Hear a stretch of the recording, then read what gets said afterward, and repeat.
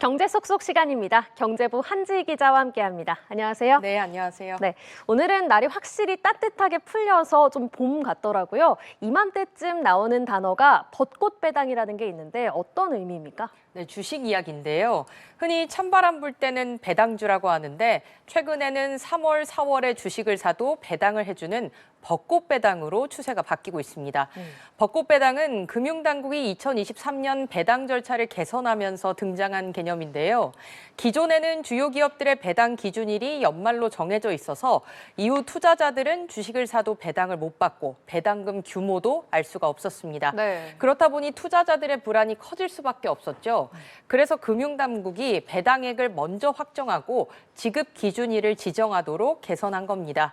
금융투자업계의 분석에 의하면 정관을 변경한 기업은 코스피 200기업 기준 약 66%에 달하는 것으로 알려졌습니다. 네, 그럼 지금 투자해도 배당을 받을 수가 있는 거네요? 네, 그렇습니다. 은행의 1년 만기 예금이율이 3%대를 밑돌고 있잖아요. 이런 상황에서 고배당주 잘 선택하시면 좀 더 나은 성과를 단기간에 얻을 수 있습니다. 올해 벚꽃 배당을 실시하는 기업은 지난해보다 42% 늘어난 650곳에 달하는 것으로 파악이 됐는데요. 금융감독원 전자공시 시스템에 들어가서 보고서를 찾아보시면 현금 배당을 결정한 기업들이 제출한 공시를 찾아보실 수가 있습니다. 17일 기준 최근에 상장한 서울보증보험의 예상 배당 수익률이 8.87%에 달했고요. 네. 블랙야크 INC와 지역 난방공사, 교보증권, 유안타증권 등도 7%대의 높은 배당 수익률을 보였습니다. 배당금을 받으려면 배당 기준일 2영업일 전에는 주식을 매수해서 이날까지 보유를 하셔야 되고요.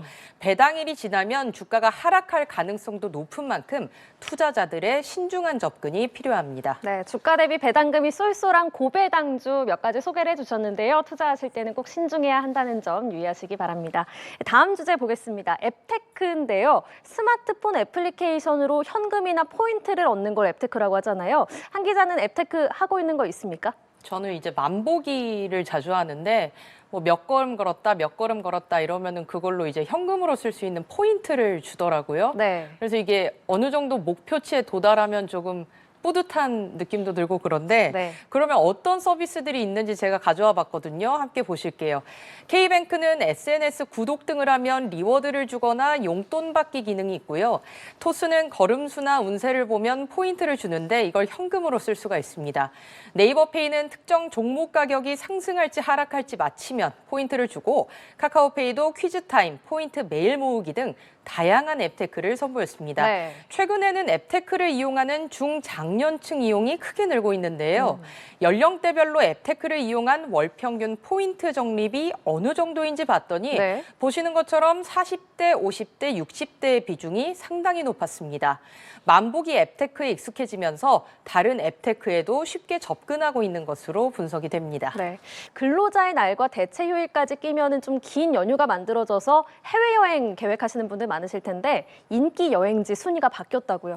네, 그렇습니다. 이제 통상 인기 여행지 하면 우리 일본이 많이 떠올랐잖아요. 네. 그런데 최근에는 일본의 인기가 많이 시들해졌다고 합니다. 엔화 가치 때문인데요.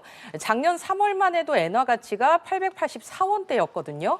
그런데 8월에 900원대를 넘더니 오늘은 980원을 넘었습니다. 네. 이렇다 보니 관광객들이 다른 여행지로 눈을 돌리고 있는데요. 5월 연휴는 연차를 이틀 정도 쓰면 최장 6일 정도를 쉴 수가 있거든요. 예약률이 높은 곳을 보니까 유럽이 전체 예약의 21%가 넘으면서 1위를 차지했고 가족 단위 여행 수요가 많은 베트남은 2위였습니다. 네. 그다음으로 중국, 태국, 대만이 순위권에 있었는데요. 일본은 6위였습니다. 네. 여행사들은 단거리 여행지를 중심으로 예약이 더 늘 것으로 전망하고 있습니다. 네, 일본이 정말 많이 내려갔네요. 네. 네, 지금까지 알아두면 쏠쏠한 경제 이야기 경제부 한지희 기자와 함께했습니다. 고맙습니다. 네, 감사합니다.